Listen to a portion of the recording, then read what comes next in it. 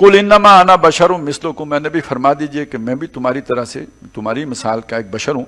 यूखा इलैया अन्नमा इलाहुकुम इलाहुन वाहिद, लेकिन मेरी तरफ वही किया जाता है कि अब ये बड़ा फ़र्क हो गया। अब देखने में तुम और मैं, उनका सबसे बड़ा मसला ये था कि वो बशरियत का इनकार करते थे। बताया कि तुम इसकी नबी जो है वो बशर नहीं हो सकता, तो उन्होंने कहा मैं बशरी हूँ, इसका तुम न करो, लेकिन मेरी तरफ वही भी हुआ है। दूसरी जो इसमें अहम बात है, जिस तनाजुर में ये बात आई है कि ईसा अलैहिस्सलाम को अल्लाह का बेटा बनाया ईसाइयों ने, तो मुसलमानों के लिए नबी सल्लल्लाहु अलैहि वसल्लम की मोहब्बत तो उससे कहीं बढ़कर है मुसलमानों के दिलों में।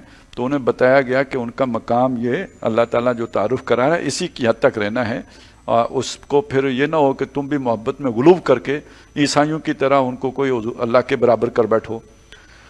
और इससे ये गलत फहमी नहीं होनी चाहिए कि बिल्कुल हमारी तरह के बशर हैं, क्योंकि इसकी नफ़ी खुद अल्लाह के नबी ने की हुई है सल्लल्लाहु अलैहि वसल्लम।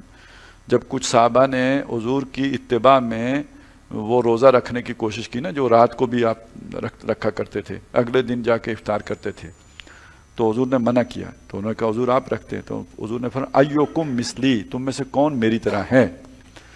तो यहाँ एक ख़ास एतबार से मिसलुकुम कहा गया है, हर एतबार से मिसली वाली बात नहीं है। और बहुत बड़ा फर्क जो पैदा हो गया वो क्या, किसी और बशर के पास तो वही नहीं आती, मेरे पास वही आती है, फरिश्ता आते हैं, यूखा इलैया, मेरी तरफ वही की जाती है।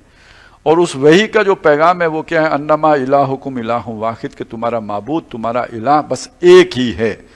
फमन काना यरजू लिका रब्बिही, जो कोई अपने रब से मुलाकात की उम्मीद रखता हो। अब ये उम्मीद का लफ्ज़ जब आता है तो इसमें मोहब्बत का पहलू शामिल हो जाता है। उम्मीद और तवक्को का क्या मतलब होता है?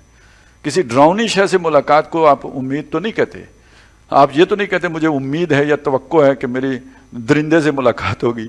आप हमेशा किसी जो आप उम्मीद और तवक्को आप अच्छी शय की रखते हैं, आपने किसी चाहने वाले से मुलाकात की तवक्को होती है, चाहने वाले से मुलाकात की उम्मीद होती है।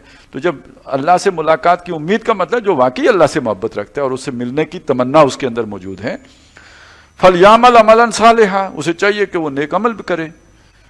तो अब यहाँ एक बात और समझ लीजिए, तौहीद मान लेने का मतलब जो है ना कि भाई आपने काफ़ी कर लिया और आपने तौहीद पर दलाइल का अंबार लगा दिया, बड़े बड़े धैर्यों को आपने शिकस्त दे दी, इसलिए आप बड़े अल्लामा हो गए हैं।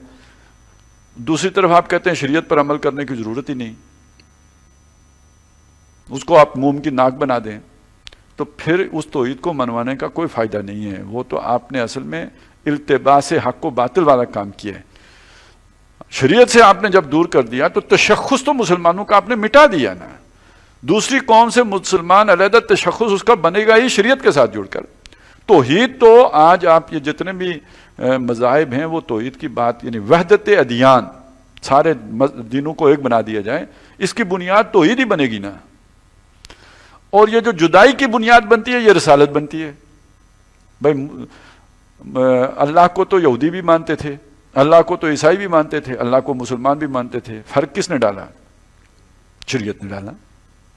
ये जहन में रखें। तो आज आपके माशरे में अगर कोई ऐसे अल्लामा साहब हों जो अल्लाह के वजूद के इस बात पर तो बड़े आला इल्मी सतह पर दलाइल का अंबार लगाते हों, लेकिन जब बात शरीयत की तरफ आ रही हो तो उस वक्त उनको जो है सांप सूंघ जाता हो, तो इसका मतलब ये है कि ये वैदत अदियान के फलसफे की आबियारी कर रहे हैं।